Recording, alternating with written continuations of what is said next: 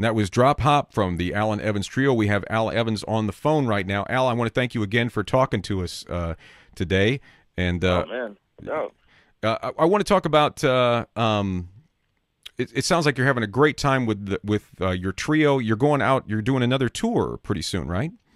Yes, we are. We tour officially starts, I think, August 5th. We have one show out here in Connecticut, but then the real meat of the tour starts in L.A. on August 21st, and we're out for, I don't know, a good 6 weeks. So this wasn't any sort of a one-off thing. This is something that you're going to continue to pursue.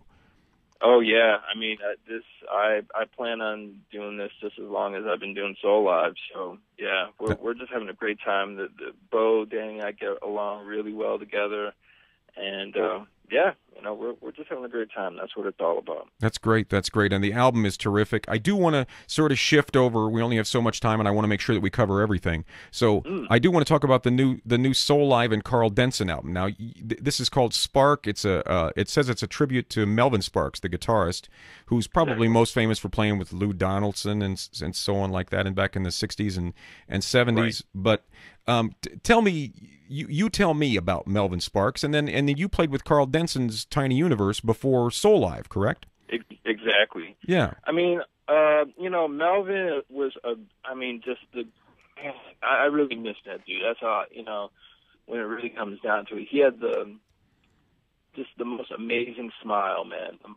Like you just come in. We were very fortunate when we first started Soulive. We were able to play with his band actually in Connecticut, and I mean it was a trip, to play with. I mean we were playing with Melvin Sparks, right? Yeah. Obviously, like the soul jazz era was a big inspiration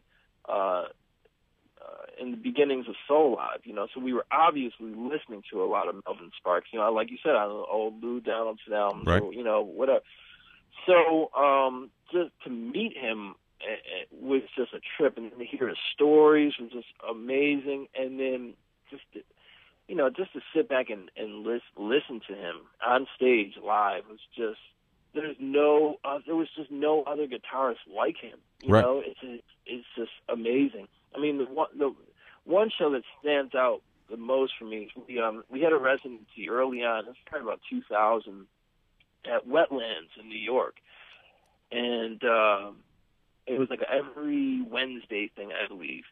And one of the Wednesdays, it was us, and then it was Melvin.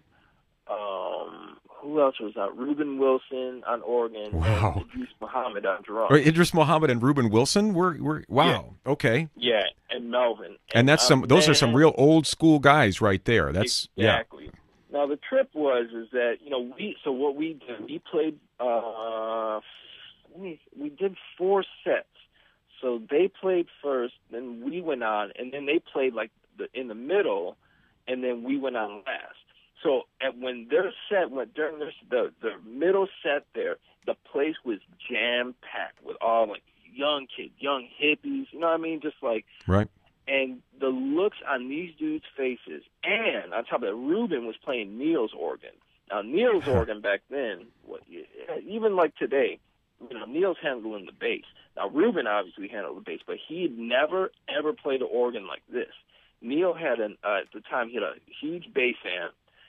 It was just organ with all the lower, the bass pedals wired into the lower manual on the organ.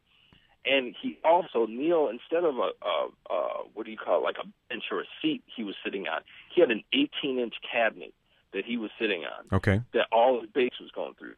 So Reuben sits down on this organ, and these dudes, you should have seen his face when he started playing bass. It was just like he was a kid in a candy store, And these dudes played some. I've heard all the recordings, and I'm telling you, this night probably easily topped most of them.